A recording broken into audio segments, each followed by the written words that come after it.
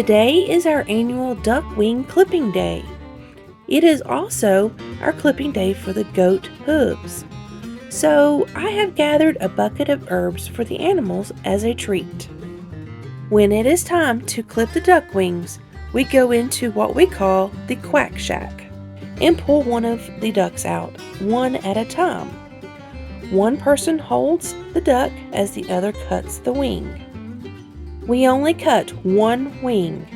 There is no need to cut both wings on a single duck. We use a good sharp pair of scissors and cut. Cutting the wing does not hurt the duck.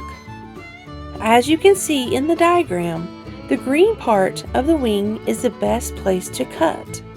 In this other diagram, it clearly shows the effective and non-effective areas to cut. The green lines that are marked 4, 5, and 6 are good areas to cut. I tend to stick to lines 5 or 6 because it is easy. What kind of ducks do you have? Let us know in the comments. If you have ducks, I hope you have found this video very informative.